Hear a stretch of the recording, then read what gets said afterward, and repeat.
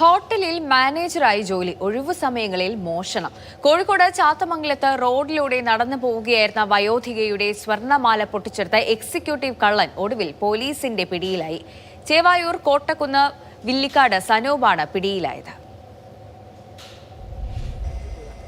ഇക്കഴിഞ്ഞ തിങ്കളാഴ്ചയാണ് കേസിനാസ്പദമായ സംഭവം നടന്നത്.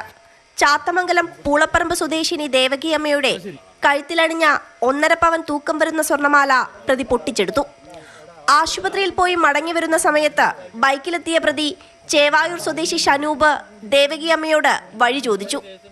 വഴി പറഞ്ഞു കൊടുത്ത ശേഷം അല്പം ദൂരെ വണ്ടിയിൽ സഞ്ചരിച്ച് തിരിച്ചെത്തി വയോധികയുടെ കഴുത്തിലണിഞ്ഞ സ്വർണ്ണമാല വലിച്ചു പൊട്ടിച്ച് പ്രതി ബൈക്കിൽ രക്ഷപ്പെട്ടു.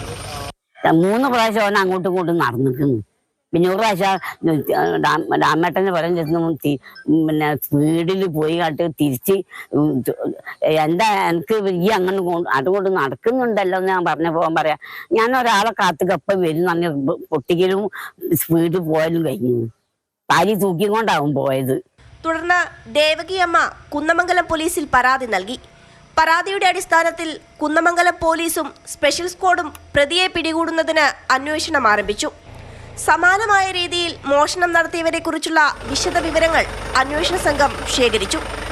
പരിസര പ്രദേശങ്ങളിൽ നിന്ന് ശേഖരിച്ച CCTV ദൃശ്യങ്ങൾ കേന്ദ്രീകരിച്ചു കൂടി നടത്തിയ അന്വേഷണത്തിലാണ് എക്സിക്യൂട്ടീവ് സ്നാച്ചർ എന്നറിയപ്പെടുന്ന ഷനൂബ് പിടിയിലാകുന്നത്. നേരത്തെയും ഇതിനു സമാനമായ രീതിയിൽ വിവിധ പോലീസ് സ്റ്റേഷനുകളിൽ സ്വർണ്ണാഭരണം പിടിച്ചുപറിച്ച കേസുകൾ ഇയാൾക്കെതിരെയുണ്ട്. കോഴിക്കോട്ടെ ഒരു ഹോട്ടലിൽ മാനേജറായി ജോലി ചെയ്യുകയാണ് പ്രതിയായ ഷനൂബ്. ജോലിയുടെ ഒഴിവു സമയങ്ങളിലാണ് എക്സിക്യൂട്ടീവ് ലുക്കിൽ മോഷണത്തിനിറങ്ങുന്നത്. പ്രതിയെ കോടതിയിൽ ഹാജരാക്കി റിമാൻഡ് ചെയ്തു. മാതൃഭൂമി ന്യൂസ്, കോഴിക്കോട്.